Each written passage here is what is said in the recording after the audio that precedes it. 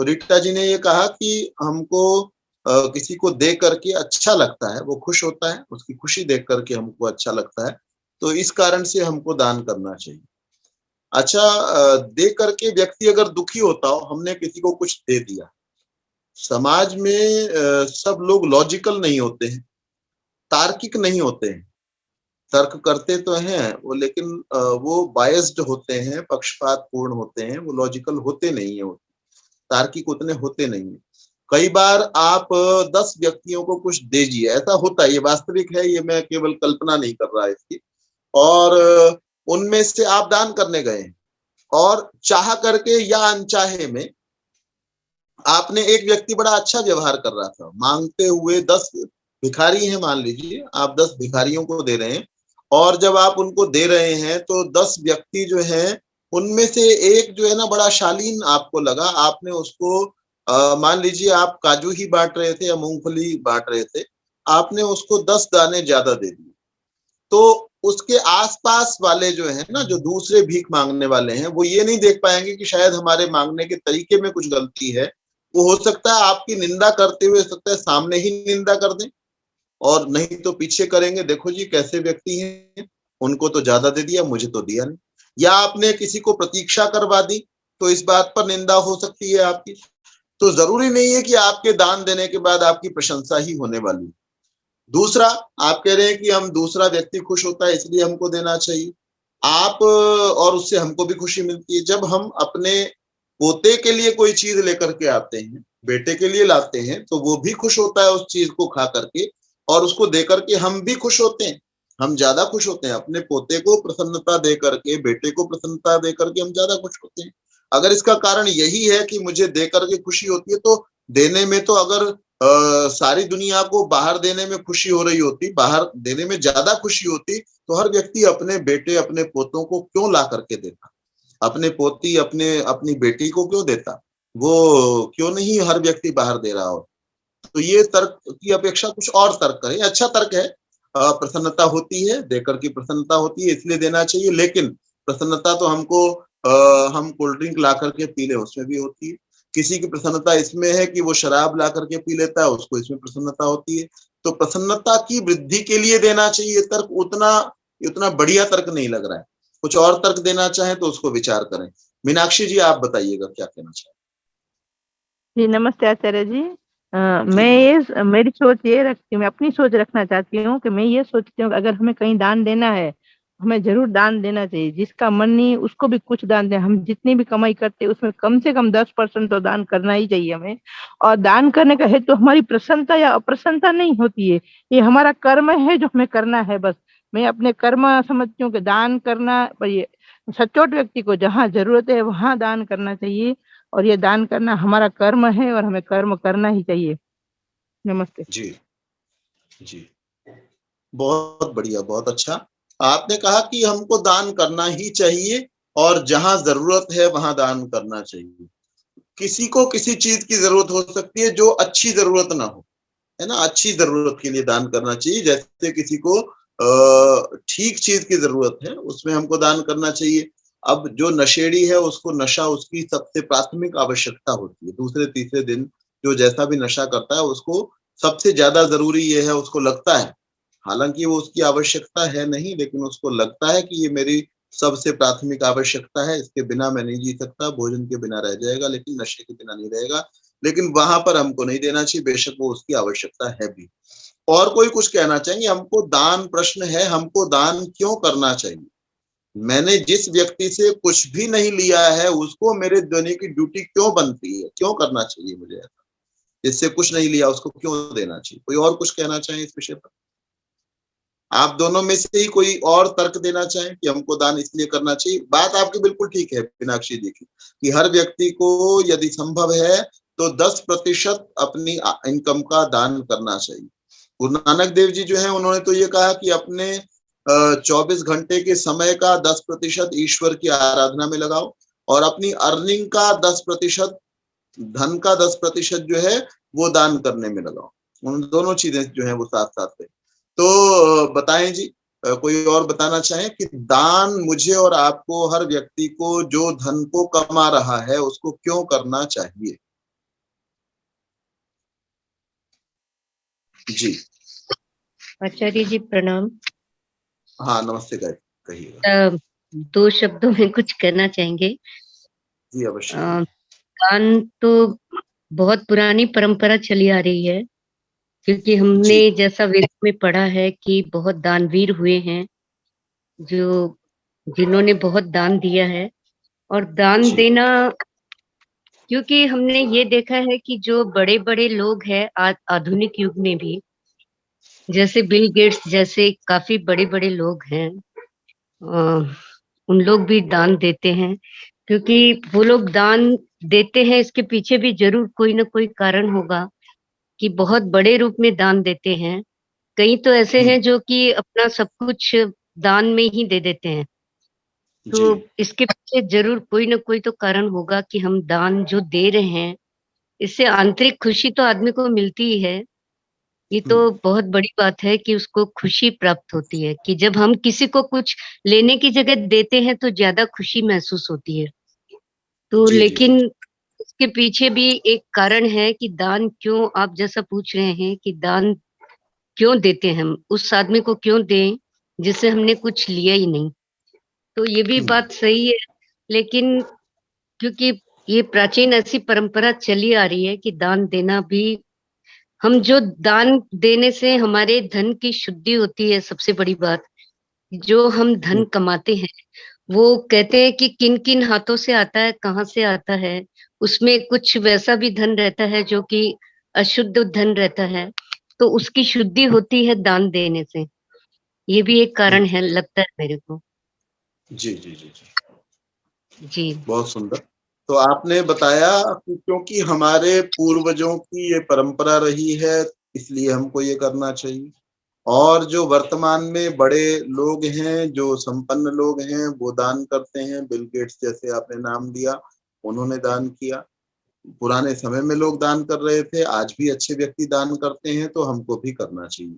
और कारण आपने बताया, इससे धन की शुद्धि हो जाती है, तो ये भी कारण आप बता रहे हैं। चलिए, तो हम इसी पर आज विचार कर रहे हैं कि मुझे जिस व्यक्ति से मैंने कुछ नहीं लिया, उसको क्यों दान करना चाहिए?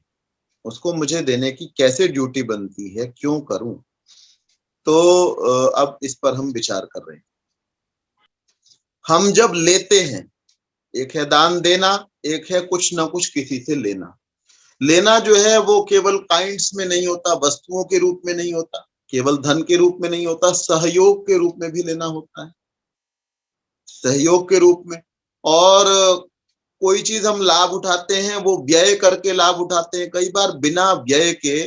तो हम जो दुनिया से लेते हैं, जो कुछ हम दुनिया से लेते हैं, वो दो प्रकार का, एक है परोक्ष रूप से लेना, एक प्रत्यक्ष रूप से लेना। दो तरीके का है लेना। कैसा है? प्रत्यक्ष रूप से लेना और परोक्ष रूप से लेना। प्रत्यक्ष रूप से लेना क्या होता है कि आपको किसी ने आकर के हेल्प की, आप चल नहीं पा रहे थे या आप सड़क पर गिर गए थे, और उसने आकर के आपको सहारा दिया, आपको उठा दिया, आपको चोट लगी हुई थी, आपको हॉस्पिटल पहुंचा दिया। ये उसने प्रत्यक्ष रूप से आपका सहयोग किया, है ना? मुझे, आपको चोट लग गई थी, गिर गए थे, खुद नहीं उठ पा रहे थे, किसी ने उठने में सहयोग किया, हॉस्पिटल तक पहुंचा दिया, जितना आपके घर में सूचना कर दी। तो ये जो किसी ने सहयोग किया, ये कैसा सहयोग है? प्रत्यक्ष सहयोग है। ऐसे प्रत्यक्ष सहयोग के आप पचासों उदाहरण ढूंढ सकते हैं जहां हम किसी का सहयोग लेते हैं। दूसरा सहयोग है परोक्ष सहयोग। जब आपने किसी से लिया तो है, लेकिन न तो उसको देने वाले को पता है और न लेने वाला इस बात का विचार करता है कि मैं इस चीज को ले रहा हूं, किसी का सहयोग प्राप्त कर रहा हूं। अब इसका मैं एक काल्पनिक उदाहरण आपके सामने रख रहा हूं। आप में से मान लीजिए कोई भोपाल में रहने वाला है। आप में से मान लीजिए कोई भोपाल में रहने वाला है, और भोपाल में रहने वाले के घर में मुझे पहली बार जाना है।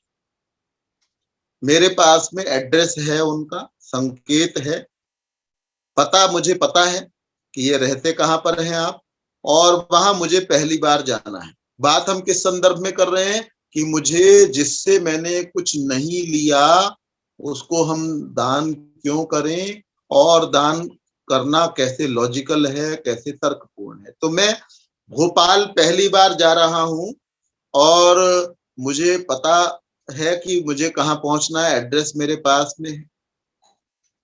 अब मैं भोपाल में रेलवे स्टेशन पर जाकर के पहुंच गया, वहां तक के मैंने कुछ पैसे दिए, ट्रेन की टिकट ली, उसके कुछ पैसे दिए और मैं रेलवे स्टेशन पर जाकर के उतरा। पता मेरे पास में है, मेरे हाथ में है, मेरे पास लिखा हुआ है। मैंने किसी व्यक्ति से पूछा, एक व्यक्ति से मैंने पूछा, क्या पूछा, भाई साहब ये नगर लिखा हुआ है, पिंपरी नाम का ये जो नगर लिखा हुआ है, जो स्थान लिखा हुआ है, ये किस जगह पर है? आपकी जब आंख में दर्द होता है, कान में दर्द होता है, आप एक डॉक्टर के पास जाते हैं जो उसका विशेषज्ञ है और पूछते हैं भाई मुझे दर्द महसूस हो रहा है लेकिन समस्या क्या है ये नहीं पता चल रहा है और दवाई क्या लेनी है ये नहीं पता चल रहा। अब ये डॉक्टर इस चीज को जानने वाला है, वो आपकी आंख को देख करके, उसकी सूजन को देख करके, उसकी लालिमा को देख करके और चीजें देख करके, उसके बाहर निकलते हुए पानी को देख करके वो आपको बता सकता है कि आपकी आंख में ये रोग है और आप ये दवा लीजिए। डॉक्टर ने आपको दवाई नहीं दी है, केवल बताया है कि आपकी आंख में ये रोग है और ये दवा लीजिए। इस बताने के वो आपसे 200, 300 या 500 रुपए लेता है। अब जिस व्यक्ति से मैंने पूछा भोपाल के अंदर रिक्शा वाले से, ये पिंपरी नाम की जगह कहाँ पर है, तो पिंपरी नाम की जगह को वो जब बताने लगे तो उसको उस विषय की जानकारी है, पिंपरी कहाँ पर है मुझे नहीं पता है। जैसे मुझे अपने आंख के रोग का नहीं पता था, डॉक्टर को पता था, डॉक्टर ने बताने के पैसे लिए, दवाई बताने के पैसे लिए, लेकिन ये रिक्शा वाला मुझे बता देता है भाई साहब ये तो बहुत पास है, सीधा चले जाइए, वहां से दाईं तरफ मुड़ जाइएगा, आधा किलोमीटर चलेंगे पिंपरी आ जाएगा। उसने मुझे ये बता दिया। अब रास्ता बताया, जानकारी दी, तो जानकारी देने के बाद में क्या वो हमसे पैसे मांगता है? तो मैंने उस रिक्शा वाले का सहयोग लिया और उसके बदले में उसको कुछ नहीं दिया। ऐसा ही हुआ जी, उसका सहयोग लिया, उसने मुझे रास्ता बताया, जो उस विषय का विशेषज्ञ था, उस विषय को जानने वाला था, मैं उसको नहीं जानता था। कोई कहने लगे जी ये तो वो क्या कोई भी बता देता, दूसरा तीसरा चौथा बता देता। तो जो भी बताता आपको तो नहीं पता था ना, आपने तो किसी ना किसी का सहयोग लेना ही था ना, और उसके बदले में आपने कुछ नहीं देना था। और उसके बाद में अभी रेलवे स्टेशन पर उतर के आप उसके प्लेटफॉर्म से बाहर निकले हैं, रिक्शा वाले के पास पहुंचे हैं, अभी ये इतनी सी बात हुई, अभी आप उस घर में पहुंचे नहीं, उसके बाद और आगे चले। उसने रास्ता बताया था, रास्ते पर जो रास्ता बताया था उस रास्ते पर आप चलने लगे तो आपने देखा कि ये सड़क बड़ी सुंदर बनी हुई है। उस सड़क का मैं और आप प्रयोग कर रहे हैं। मैं भोपाल में पिंपरी में उस घर में जाने के लिए सड़क का प्रयोग कर रहा हूं, लेकिन उस सड़क के बदले में उस सड़क को बनाने में मेरा कोई योगदान है क्या? नगर निगम ने, नगर पालिका ने वो सड़क बनाई, मैंने जो पैसे दिए थे ट्रेन में पानीपत से भोपाल तक पहुंचने के पैसे दिए थे, भोपाल की सड़क पर चलने के मैंने कोई पैसे दिए क्या? अगर वहां पर वो सड़क न होती तो क्या मैं अपने गंतव्य स्थान पर इतनी सुगमता से पहुंच पाता? तो मैंने सड़क का प्रयोग किया, लेकिन सड़क को प्रयोग करने के पैसे नहीं दिए, वहां का कोई रोड टैक्स मैंने नहीं दिया और मैंने सड़क का प्रयोग किया। और रोड टैक्स जो लिया जाता है वो पैदल वालों से लिया भी नहीं जाता, वो आमतौर पर गाड़ियों वालों से लिया जाता है। तो मैं तो वहां पर पैदल चल रहा था, मैंने तो कोई पैसे दिए नहीं थे और मैंने उसका प्रयोग किया था। सड़क पर मैं और आगे चला, अभी सड़क पर चलना शुरू हुआ और आगे चला तो सड़क पर देखा कि कहीं पर कांटे हैं रास्ते में, और मेरी जो चप्पल है वो इतनी मजबूत नहीं थी कि मैं उन कांटों को, और कांटे बड़े बड़े कांटे जैसे बबूल के या किसी के, जो बड़े बड़े कांटे, नुकीले कांटे पड़े हुए, और मैंने देखा भाई ये नुकीले कांटे अगर मेरे पैर में चुभ जाते तो बड़ा बुरा हाल होता। मैं उन नुकीले कांटों को देख कब पाया? रात्रि का समय था। मैं उन नुकीले कांटों को कब देख पाया कि सड़क के किनारे एक घर था और घर के अंदर एक खिड़की लगी हुई और दरवाजा था, उस दरवाजे से और खिड़की से घर में लगे हुए बल्ब की रोशनी बाहर आ रही। अंधेरा था वैसे, लेकिन अंधेरे के अंदर उस घर से रोशनी बाहर आ रही थी। उस रोशनी के कारण से मैं कांटों को देख पाया कि ये कांटे जो है ना यहाँ पर रखे हुए, और उनसे बच पाया। और बच करके मैं धीरे धीरे अनेक व्यक्तियों के सहयोग से रेलवे स्टेशन पर उतरने के बाद में, सड़क बनाने वाला एक व्यक्ति नहीं होता है, मजदूर लगता है उसमें, इंजीनियर लगता है, कोई नगर निगम के अधिकारी लगते हैं, विचार करते हैं जो ऐसी सड़क ऐसी ऐसी होनी चाहिए। किसी की जमीन भी है, वो किसी ने अपनी जमीन दी होगी, बेशक दान की हो, बेशक बेची हो, लेकिन किसी ना किसी ने दिया है। तो बहुत सारे व्यक्तियों के सहयोग से बनी हुई सड़क का प्रयोग किया।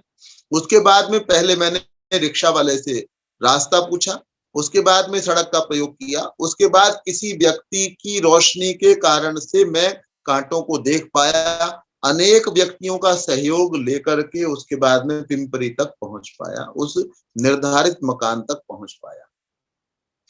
अब इन व्यक्तियों को मैंने कुछ भी नहीं दिया, इन सब का सहयोग लिया, सड़क का सहयोग लिया, मैंने कुछ नहीं दिया, रिक्शा वाले का सहयोग लिया, मैंने कुछ नहीं दिया, और भी किसी से पता पूछा कि इधर मुड़ जाऊं, नहीं मुड़ूं, कुछ नहीं दिया। रोशनी को मैंने रोशनी से, कांटों से बचा रोशनी के कारण से, उसको कुछ नहीं दिया। तो इसलिए दान देने का कर्तव्य मेरा बनता है कि हम परोक्ष रूप से, ये लेना कैसा है, ये लेना ऐसा है जिसके बदले में मैंने कुछ नहीं दिया है।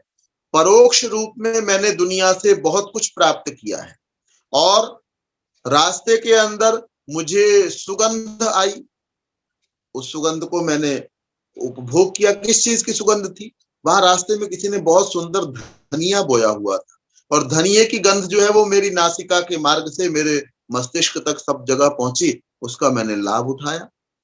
किसी ने पेड़ लगा रखे थे, उन पेड़ों के कारण से अच्छी सुगंध मुझे प्राप्त हुई, उसके कारण से स्वच्छ वायु मुझे प्राप्त हुई। तो मैं सब कुछ ले रहा हूं। दुनिया में यज्ञ कोई और कर रहा है और उसकी गंध मुझे प्राप्त हो रही है। आप विचार करेंगे, आप दुनिया के बहुत सारे लोगों से बहुत कुछ ऐसा प्राप्त करते हैं जिसके बदले में हम कुछ भी नहीं देते, और ये मुफ्तखोरी हो जाएगी। वेद में एक मंत्र आया हुआ है कि मोघम अन्नम विंदते अप्रचेता सत्यम ब्रवीमि वदति सतस्य, कि वह व्यक्ति जो है, जो बिना परिश्रम के अन्न प्राप्त करता है, बिना दिए प्राप्त करता है, बिना कुछ किए प्राप्त करता है, वो व्यक्ति जो है मोघम अन्नम विंदते अप्रचेता, वो बुद्धि शून्य है। कि आपने दिया नहीं और ले लिया, रिक्शा वाले को कुछ दिया नहीं, उसका लाभ आपने उठा लिया, रोशनी वाले की रोशनी का प्रयोग कर लिया आपने, उसका लाभ उठा लिया, तो आपने उसको दिया नहीं, बदले में ले लिया, केवल ले लिया, बदले में कुछ नहीं दिया। तो आपको क्या होगा? लाभ नहीं होगा। आप बुद्धि शून्य हैं, आप नासमझ हैं। ऐसा काम मुझे और आपको नहीं करना चाहिए, और हम मुफ्तखोर हैं। अगर हम किसी का ले लेते हैं, बदले में कुछ नहीं देते, तो हम, हर व्यक्ति जो है ना, हमको कोई एक स्वाभिमानी व्यक्ति को कोई कुछ देने लगे, भाई ये आप हमारे से ले लो, और कि जी कितने पैसे हो गए इसके, कितने पैसे हो गए, तो वो कहेगा जी नहीं, पैसे तो कुछ नहीं, बस आप ले लीजिए।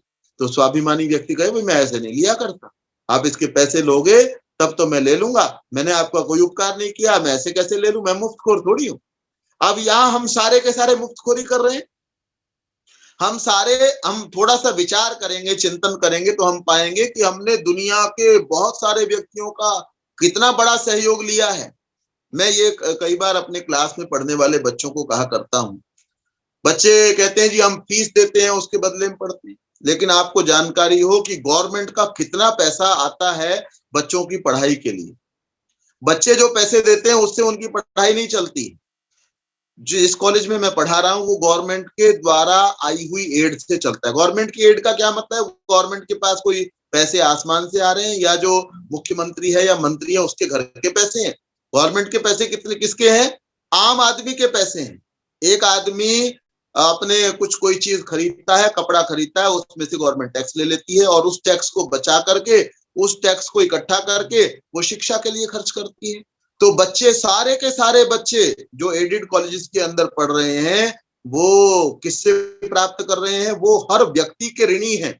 जो भी व्यक्ति टैक्स पे कर रहा है, और दुनिया के अंदर केवल इनकम टैक्स ही नहीं है, जीएसटी जो है, बहुत सारे गुड्स एंड सर्विसेज टैक्स जो आप बैंक के अंदर एफडी कराते हो, बैंक में जाते आते हो, उसके ऊपर भी सरकार टैक्स लगाती है। वो सरकार के कोष में जाता है और सरकार अपने कोष से फिर वो बच्चों की पढ़ाई के लिए खर्च करती है या और उपयोगी जगहों पर खर्च करती है। तो हम समाज से, अपने आसपास से बहुत कुछ ऐसा ले रहे हैं जिसके बदले में हम कुछ दे नहीं रहे। इसलिए हमको दान देने की आवश्यकता उत्पन्न होती है। एक व्यक्ति और बात कहने लगा, मैं ही गया था और मेरे मन में ये विचार आया, नहीं भाई, मैंने तो जिससे लिया है उसी को दूंगा। मैं तो ऐसे दान नहीं करता, जिससे नहीं लिया उसको तो नहीं दूंगा, जिससे मैंने कोई सहयोग लिया उसी को जाकर के दूंगा। अब मैं पिंपरी से वहां घर से निकला और रात को ही मुझे लगा भैया मैंने रोशनी का प्रयोग किया है तो मैं तो रोशनी वाले को कुछ दे करके आऊंगा। मैंने उसकी रोशनी का प्रयोग किया। अब मैंने रात को 11 बजे 12 बजे उसका दरवाजा खटखटाया, मुश्किल से दरवाजा खुलेगा, और मैंने कहा जी ये जो आपके घर के सामने रोशनी आपके घर से आ रही थी और बल्ब आपने जला रखा था, रास्ते में कांटे थे, मैं कांटों को इसलिए देख पाया क्योंकि आपकी रोशनी थी, तो आपकी जो रोशनी है, लाइट है, उसका कुछ बिल मैं चुकाना चाहता हूँ। वो कहेगा अच्छा पागल है। पहली बात तो कहेगा रात को 11-12 बजे आकर कैसी बात कर रहा है। फिर उसके बाद में हमने कहा नहीं जी मैंने तो आपको देना ही होगा जी, मैं तो अपने लिए रोशनी जलाई थी, आपके लिए थोड़ी जलाई थी, मुझे थोड़ी पता था आपने यहाँ से गुजरना है, मैंने तो अपने लिए लाइट जलाई थी। लेकिन आप अड़ गए, नहीं जी मैं तो मुफ्तखोर नहीं हूं जी, मुझे तो देना ही देना है। अब वो कह लगे अच्छा आपको देना है तो आप खुद ही डिसाइड कीजिए लाइट का कितने प्रतिशत हिस्सा मैंने प्रयोग किया, कितने परसेंट आपने किया।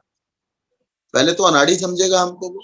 उसके बाद में ये कैसे निर्धारण करोगे आप कि लाइट का कितना बिल है, इसमें कितना खर्चा हो रहा है, उसका कितना प्रतिशत आपको देना चाहिए और कितना प्रतिशत उसको देना चाहिए, वो कितने छोटे से पैसों में बैठेगा। उसके बाद में आप सोचने लगे भाई ये सड़क बनाने वालों को भी मैं दे करके आऊंगा, उनके मजदूरों को कहां से ढूंढोगे आप?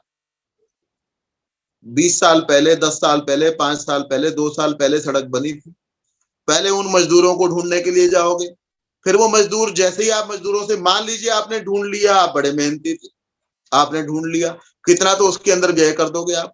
उस ढूंढने में कितना व्यय कर दोगे? वो बिहार चले गए, उत्तर प्रदेश चले गए, बंगाल चले गए, जहां के रहने वाले थे वहां पहुंच गए, अपने घरों में पहुंच गए। आप उसको उनके घर तक पहुंचोगे, कितना समय लगाओगे, कितने पैसे लगाओगे? उसके बाद में उनको कहोगे भाई साहब आपने वो सड़क बनाई थी, मुझे उसके पैसे देने हैं, मैंने उसका आज प्रयोग किया था। कैसे निर्धारण करोगे कि वहां तो लाखों आदमी गुजरते हैं, कैसे पता चलेगा आपने सड़क के कितने प्रतिशत हिस्से का आपने प्रयोग किया, कितना हिस्सा आपका बनता है, कहां से पता लगाओगे, कैसे उसको किया जा सकेगा? उसके बाद मजदूर क्या कहेगा, जी मैं तो पैसे दूंगा जी। आपने कहा, मैंने कहा भाई साहब मैंने सड़क का प्रयोग किया, मैं मुफ्तखोर नहीं हूं, मुझे तो पैसे देने हैं, इसके पैसे देने हैं। तो वो कहेगा मजदूर, भाई साहब मुझे तो मजदूरी मिल गई थी, मैंने जब काम किया था तो मुझे मजदूरी मिल गई थी, अब मेरा तो कुछ वहां से लेना बनता नहीं है। मैं अगर आपसे बिना कुछ किए अब ले लूं, जब मैंने 8 घंटे की मेहनत की, मुझे 400 रुपए, 300 रुपए, 200 रुपए मेरी दिहाड़ी मिल गई थी, अब मैं आपसे कैसे ले लूं? मेरा लेना कैसे बनता है? आपका तो देना बनता होगा, आपने सड़क का प्रयोग किया, लेकिन वो सड़क मेरी नहीं है, मेरे को तो उस दिन पैसे मिल गए थे, मेरा हिसाब पूरा हो गया। तो समझने की बात क्या है कि हम समाज में बहुत सारे व्यक्तियों से बहुत कुछ परोक्ष में प्राप्त कर रहे हैं, उसका प्रत्युपकार जिससे हो जाए वो हम मुफ्तखोर न कहलाएं। तो इसलिए मुझे और आपको सबको दान करना चाहिए। कितना दान करना चाहिए? मीनाक्षी जी ने बड़ा सुंदर बताया कि 10% हमको दान करना चाहिए। जितनी आपकी इनकम ज्यादा है तो आपको 10% करना चाहिए। किसी की इनकम बहुत कम है, किसी की इनकम बहुत कम है, महीने में 10,000 रुपए कमा रहा है, 5,000 कमा रहा है, उसको भी देना जरूर चाहिए, बेशक वो 5 रुपए ही दे। क्यों देना चाहिए? बेशक उसके पास अपने खर्चे का, गुजारे का भी हिसाब किताब पूरा नहीं है, रोटी भी पूरी नहीं खा पाता, फिर भी देना चाहिए। क्यों देना चाहिए? कि देने की आदत बनी रहे।